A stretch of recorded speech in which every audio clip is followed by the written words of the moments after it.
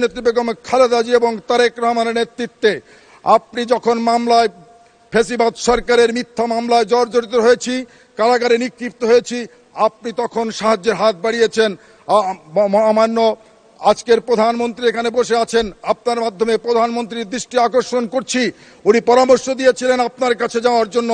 আমার পরিবার থেকে আপনার কাছে গিয়েছেন, আপনি কারাগার থেকে মুক্ত করেছেন বারবার, একবার নয় অসংখ্যবার আপনি কারাগার থেকে মুক্ত করেছেন, সেজন্য আপনার প্রতি কৃতজ্ঞ।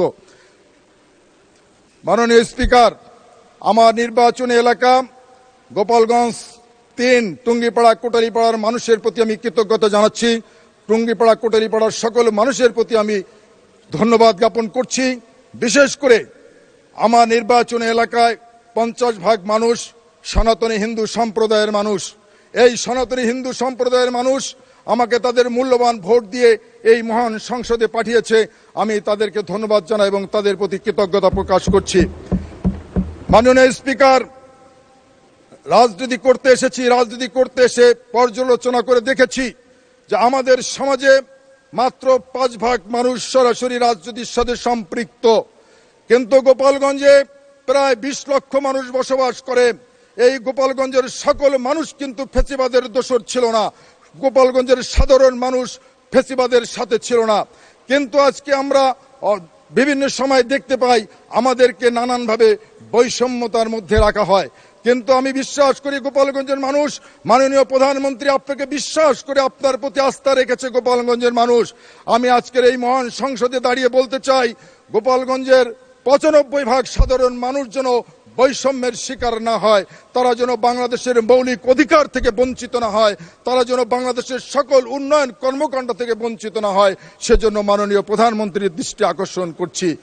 প্রিয় মাননীয় স্পিকার, আজকের এই মহান সংসদে দাঁড়িয়ে বলতে চাই, গোপালগঞ্জের উন্নয়ন নিয়ে অনেকে বন্ধু যারা আছেন রাজনীতি করেন বলেন গোপালগঞ্জে গত 17 বছরে অনেক উন্নয়ন হয়েছে। আমি দ্বিমত পোষণ করি।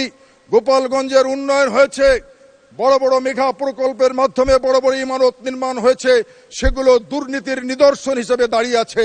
কিন্তু প্রকৃতপক্ষে মানুষের কর্মসংস্থান সুযোগ সৃষ্টি করা থেকে অন্য কোনো উন্নয়ন সেখানে হয় নাই। আজকে আপনাদের এই মহান সংসদে দাঁড়িয়ে বলতে চাই, গোপালগঞ্জের উন্নয়নের ব্যাপারে আপনি যেভাবে অতীতে আমাদেরকে সাহায্য করেছেন কারাগার থেকে মুক্ত হওয়ার জন্য, আগামী দিনেও আপনি গোপালগঞ্জের মানুষের প্রতি সুদৃষ্টি রাখবেন।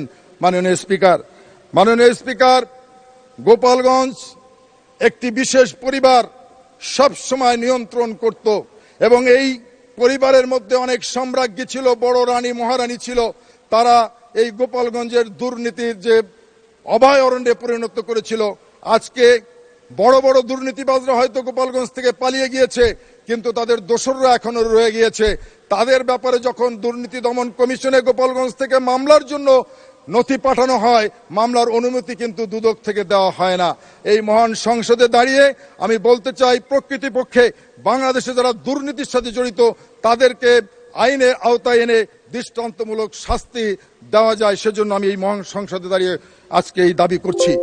আমি মহান সংসদে দাঁড়িয়ে বলতে চাই, অনেকে মাননীয় প্রধানমন্ত্রী স্বরাষ্ট্রমন্ত্রী সম্পর্কে বিরোধী দলের সম্মানিত সদস্যরা বক্তব্য রেখেছেন। আজকে বলতে চাই, বাংলাদেশের রাজনৈতিক প্রতিহিংসার শিকার, সব থেকে বেশি প্রতিহিংসার শিকার হয়েছে আমাদের।